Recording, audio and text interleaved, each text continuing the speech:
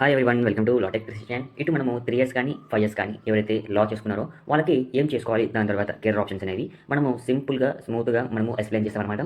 So ఎవరైతే లా students ఎవరైతే complete చేసుకున్నారో, ఎవరైతే లా కంప్లీట్ చేసుకున్నారో, ఎవరైతే లా స్టూడెంట్స్ ఉన్నారో, నెక్స్ట్ ఇయర్ ఎవరైతే ఎల్ఎల్బీ చేయాలనుకుంటున్నారో వాళ్ళకి ఇది ఒక మంచి కెరీర్ గైడెన్స్ వీడియో లాగా ఉంటుందని భావిస్తున్నాను. కాబట్టి దయచేసి మన ఛానల్ సబ్స్క్రైబ్ చేసుకోండి. ఇందులో మనము 3 కేటగిరీస్గా డివైడ్ చేసాం అనమాట, చిన్నగా, స్మాల్గా, స్వీట్గా. సో ఆ 3 కేటగిరీస్ మనం తీసుకుంటే కనుక మొదటిగా 3 టైప్స్గా డివైడ్ చేశాను. అందులో మొదటిగా చూసుకుంటే లిటిగేషన్ అంటే అడ్వకేట్, రెండవది గవర్నమెంట్ ఎగ్జామ్స్ అంటే చాలా ఎగ్జామ్స్ ఉంటుందన్నమాట. సో మూడవది మోస్ట్ ఇంపార్టెంట్ ఈజ్ కోఆపరేట్ అనమాట. సో ఫస్ట్ మనము లిటిగేషన్ నుంచి స్టార్ట్ చేద్దాము. లిటిగేషన్లో మనం చాలా మంది ప్యాషన్తో కానీ మరికొందరు వేరే కెరీర్ ఆప్షన్స్ తెలియక లిటిగేషన్ వైపు వెళ్తారు. సో అందులో మనము లా కంప్లీట్ చేసుకున్న తర్వాత ఏఐబీ ఎగ్జామ్ని కంప్లీట్ చేసేసి దాని తర్వాత మనం ఒక సంవత్సరం ఒక సీనియర్ అడ్వకేట్గా దగ్గర పనిచేయడం కానీ లేకపోతే ఒక మంచి లా ఫేమ్ని చూస్ చేసుకోవాలన్నమాట. దాన్ని బట్టి మనకి ఏ ఏరియాలో ఇంట్రెస్ట్ ఉందో ఆ విధంగా మనము ఒక సీనియర్ అడ్వకేట్ దగ్గర కానీ లేకపోతే ఒక లా ఫేమ్ని కానీ చూస్ చేసుకొని మనము కేసెస్ ప్రాక్టీస్ చేయొచ్చు అనమాట. అందులో కొన్ని పేర్లు చెప్పుకుంటే కనుక సివిల్ సైటా, క్రిమినల్ సైటా, లేకపోతే మ్యారిటల్ ఇష్యూసా, ట్యాక్స్ సంబంధించిన ఇష్యూసా, లేకపోతే ఎన్విరాన్మెంట్ సంబంధించిన ఇష్యూసా, లేకపోతే లేబర్ లాసా, ఈ విధంగా మల్టిపుల్ ఆప్షన్స్ ఉంటుందన్నమాట. అందులో బాగా ప్రాక్టీస్ ఉన్న అడ్వకేట్ దగ్గర మనం వెళ్ళి జాయిన్ అవ్వాలన్నమాట. సో మనకి ఏ దాంట్లో ఇంట్రెస్ట్ ఉంటుందో అది చూస్ చేసుకొని ఆ విధంగా అందులో బాగా ప్రాక్టీస్ చేసిన అడ్వకేట్స్ అయితే ఉంటారో వాళ్ళ దగ్గర మనం ఒక సంవత్సరం వెళ్ళి వాళ్ళ దగ్గర ఒక జూనియర్గా జాయిన్ అయ్యి దాంట్లో మనము కేసెస్ ప్రాక్టీస్ చేసుకోవచ్చు అనమాట. ఈ విధంగా మనకి హెల్ప్ఫుల్ అవుతుంది అనమాట. ఈ విధంగా చాలా విషయాలు ఉందన్నమాట. సో ఈ దాంట్లో ఒక సపరేట్ వీడియో చేయొచ్చు. ఈ ఒక వీడియో రీచ్ బట్టి నేను వీడియో రీచ్ సబ్స్క్రైబ్స్ బట్టి నేను నెక్స్ట్ పార్ట్ చేసే ప్రయత్నం చేశాను. క్రిమినల్ లాయర్ ఆ విధంగా సపరేట్ ఓకేనా. ఇంకా ఇక్కడ చూసుకుంటే ఎవరి దగ్గర ఫైనాన్షియల్ ఇష్యూస్ ఉంటే కనుక, అంటే ఎవరి దగ్గర మంత్లీ ఇన్కమ్ రావాల్సిందే, ఇల్లు గడవాలి అంటే మంత్లీ ఇన్కమ్ రావాల్సిందే అన్నప్పుడు ఈ ఒక్కటి మనకి కాస్త లిటిగేషన్ అనేది ట్రిక్కీగా అవుతుంది అనమాట. అంటే ఏ విధంగా అంటే స్టార్టింగ్లో మనకి ఇన్కమ్ చాలా తక్కువ వస్తుంది అనమాట. అంటే మనకి ఏ విధంగా అంటే మనకి స్టార్టింగ్లో కొందరు 10,000 కానీ 12,000 కానీ ఇస్తారన్నమాట. ఇది ఏ విధంగా అంటే మనకి ఉండే లొకేషన్ బట్టి అనమాట. మరి కొందరు ఇది ఇవ్వడం ఎక్కువ అన్నట్టు కూడా ఫీల్ అవుతారు అనమాట. మార్కెట్లో ఆ విధంగా వాల్యూ అనేది ఉందన్నమాట స్టార్టింగ్లో. ఎందుకంటే స్టార్టింగ్ కాబట్టి కాస్త ఉంటుంది, కానీ ఇది మనం తట్టుకొని ఉంటే కనుక ఇది లాంగ్ టర్మ్లో మనకి బెనిఫిట్ ఇస్తుంది అనమాట.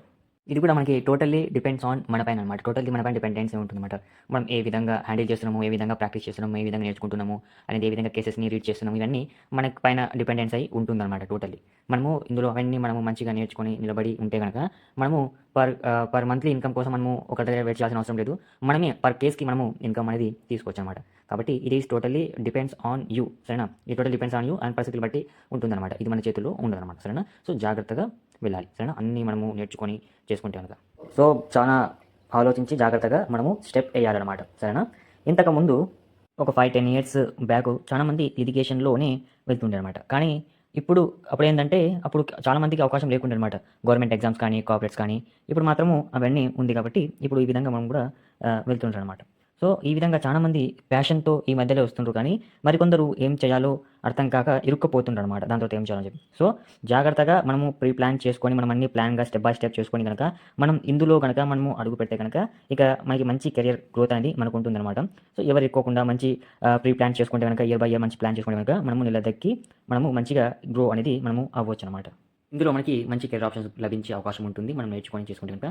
ఇంకా రెండోది మనము చూసుకుంటే కనుక గవర్నమెంట్ ఎగ్జామ్స్ అనమాట. అయితే ఇందులో మనము మొదటిగా మనం మాట్లాడుకుంటే కనుక జ్యుడిషియరీ అనమాట. జ్యుడిషియరీలో చాలామందికి జడ్జ్ అవ్వాలనుకుంటే చూడండి, వాళ్ళకి ఇది ఒక గోల్డెన్ ఎగ్జామ్ అంటే డ్రీమ్ ఎగ్జామ్స్ అనమాట. అయితే ఇందులో జేసీ అంటే జూనియర్ సివిల్ జడ్జ్ ఎగ్జామ్ అనమాట. అయితే ఇందులో రెండోది కూడా ఉంది, అదేంటంటే అసిస్టెంట్ డిస్ట్రిక్ట్ జడ్జ్ ఎగ్జామ్స్, అంటే ఇది రెండవది అనమాట. అయితే ఫస్ట్ మనము జే గురించి మాట్లాడుకుంటే ఇది ఎగ్జామ్ అనేది మనకి ప్రతి స్టేట్లో కండక్ట్ చేస్తారనమాట. సో మనకి ఏంటంటే 3 years ఆఫ్ ప్రాక్టీసింగ్ అనేది ఉండాలన్నమాట. అయితే ఇది 3 years ఆఫ్ ప్రాక్టీసింగ్ అనేది మనకి నెక్స్ట్ ఇయర్ అనమాట 2026 నుంచి మనకి 3 years ఆఫ్ ప్రాక్టీసింగ్ అయితే ఉండాలన్నమాట. మనము జే ఎగ్జామ్ రాయాలంటే ఆ విధంగా అయితే ఈ సంవత్సరం అయితే మనము రాసుకోవచ్చు అనమాట. అయితే నెక్స్ట్ ఇయర్ నుంచి మాత్రం మనము జే ఎగ్జామ్ రాయాలంటే పక్కా 3 years ఆఫ్ ప్రాక్టీసింగ్ అనేది ఉండాలన్నమాట మనము. నెక్స్ట్ చూసుకుంటే మనది డిస్ట్రిక్ట్ జడ్జ్ ఎగ్జామ్. ఈ ఎగ్జామ్ని రాయాలంటే మినిమం 7 years ఆఫ్ ప్రాక్టీసింగ్ అనేది మీకు ఉండాలన్నమాట. సో జే ఎగ్జామ్ ఏదైతే ఉందో అది మనకి 3 years ఆఫ్ ప్రాక్టీసింగ్ ఉండాలి. ఏమేమి క్రైటీరియాస్ ఉండాలి అని చెప్పి రీసెంట్గా వచ్చిన జడ్జ్మెంట్ ఒకసారి మీరు చూడండి, ఎందుకంటే వీడియో చాలా లెంతీగా అనేది అయిపోతుంది అనమాట. ఈ ఒక వీడియో రీచ్ బట్టి లైక్ సబ్స్క్రైబర్స్ బట్టి నేను చేసే ప్రయత్నం కూడా చేస్తాను అనమాట, సరేనా. నెక్స్ట్ చూసుకుంటే కనుక యూపీఎస్సీ ఎగ్జామ్స్. ఇది నేను స్పెషల్గా మీకు చెప్పాల్సిన అవసరం లేదు, మీకు తెలుసు యూపీఎస్సీ. సో సివిల్స్ అంటే మీరు ఎల్ఎల్బీ చేసుకున్న తర్వాత మీరు యూపీఎస్సీ గవర్నమెంట్ జాబ్స్ కూడా మీరు ప్రిపరేషన్ అవ్వచ్చు. ఇంకా నెక్స్ట్ చూసుకుంటే ఐబీపీఎస్ అనమాట, అంటే institution of banking personal selection exam అనమాట. ఎవరైతే పబ్లిక్ సెక్టర్లో చేయాలనుకుంటారో, బ్యాంకింగ్లో చేయాలనుకుంటున్నారో వాళ్ళు ఇది చేయొచ్చు అనమాట. అయితే ఇందులో ఏంటంటే పీఓ అండ్ ఎస్ఓ, అంటే ఐబీపీఎస్ పీఓ అంటే ప్రొవిజనల్ ఆఫీసర్, ఇంకొకటి ఐబీపీఎస్ లిస్ట్ ఆఫీసర్ అని అంటారు అనమాట. అయితే ఇందులో వెళ్ళాలనుకుంటే కనుక మనము వెళ్ళొచ్చు అనమాట బ్యాంకింగ్లో పబ్లిక్ సెక్టర్. ఇంకా మరొకటి నెక్స్ట్ చూసుకుంటే కనుక జాగ్ అనమాట.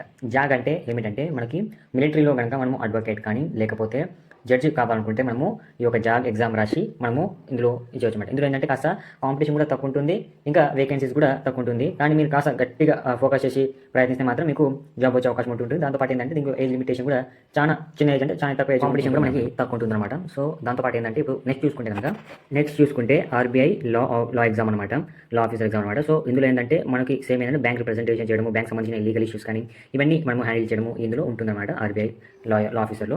ఇంకా నెక్స్ట్ చూసుకుంటే కనుక ఎవరైతే ఇందులో స్టాక్ మార్కెట్ గురించి తెలిసి ఉంటుందో వాళ్ళకి తెలుస్తుందన్నమాట. ఎవరైతే స్టాక్ మార్కెట్ సంబంధించిన దాంట్లో మీరు చేయాలనుకుంటే కనుక ఇది మనకి యూజ్ అవుతుందన్నమాట. ఇందులో కూడా సేమ్ సీట్స్ అనేవి కూడా తక్కువ ఉంటుంది, కానీ మనకి మంచి కెరీర్ అనేది ఉంటుందన్నమాట. ఇది సెబీ స్టాక్ మార్కెట్ మీకు తెలిసి అనుకుంటున్నాను. తర్వాత మనకి అసిస్టెంట్ పీపీ కోసం అంటే ఇందులో ఏంటంటే మనము 3 years ఆఫ్ కేసెస్, మనము 3 years ఆఫ్ ప్రాక్టీస్ ఉండాలన్నమాట. 3 years ఆఫ్ ప్రాక్టీస్ ఉన్న తర్వాత మనం ఈ యొక్క ఎగ్జామ్ రాయాలన్నమాట. ఏపీపీ అంటే అసిస్టెంట్ పబ్లిక్ ప్రాసిక్యూటర్ అనమాట. ఏ విధంగా అంటే ఇప్పుడు ఎగ్జాంపుల్ ఒక చిన్న ఎగ్జాంపుల్ చెప్తాను. ఇప్పుడు స్టేట్ గవర్నమెంట్ని రిప్రజెంటేషన్ చేయడం, అది సెంట్రల్ కానీ స్టేట్ కానీ గవర్నమెంట్ని రిప్రజెంటేషన్ చేయడం. ఇప్పుడు ఒక కేసు ఉంది, ఆ కేసులో ఒక వ్యక్తి మర్డర్ చేసిన తర్వాత ఆ వ్యక్తి బెయిల్ కోసం ట్రై చేశారు అనమాట. ఆ విధంగా బెయిల్ రాకుండా చేయడానికి ఎవరైతే విక్టిమ్స్ ఎవరైతే ఉన్నారో వాళ్ళకి జస్టిస్ కోసము ఈ అసిస్టెంట్ పీపీ అనేటోళ్ళు పనిచేస్తారన్నమాట. ఇది చిన్న షార్ట్గా చెప్పాను, నిజం చెప్పాలంటే ఇది చాలా పెద్దగా ఉంటుంది. జస్ట్ చిన్నగా చెప్పాను, వీడియో లెంత్ అవుతుందని చెప్పి. సో ఈ విషయంపై మనము తర్వాత చెప్తాం, వీడియో రీచ్ని బట్టి లైక్ సబ్స్క్రైబ్ బట్టి, సరేనా. ఇందులో ఇంకా కొన్ని ఉందన్నమాట. అందులో కొన్ని చూసుకుంటే కనుక assistant public prosecutor, additional public prosecutor, special public prosecutor, ఈ విధంగా different types of assistant PPs ఉంటారనమాట. సో ఇది చాలా ఇంపార్టెంట్ అనమాట. సో ఈ యొక్క రీచ్ ఈ విధంగా చూసి మనము తర్వాత చేసే ప్రయత్నం చేద్దాము, ఎందుకంటే వీడియో చాలా లెంత్ అయింది కాబట్టి. ఇంకా నెక్స్ట్ ద మోస్ట్ ఇంపార్టెంట్ ఈ రోజు చూసుకుంటే ద మోస్ట్ ఇంపార్టెంట్ చెప్పాను కదా, కార్పొరేట్ వరల్డ్. ఇందులో ఎవరైతే లాయర్స్ ఉన్నారో ఇందులో అన్లిమిటెడ్ ఆప్షన్స్ అనేవి మీకు లభిస్తుందన్నమాట.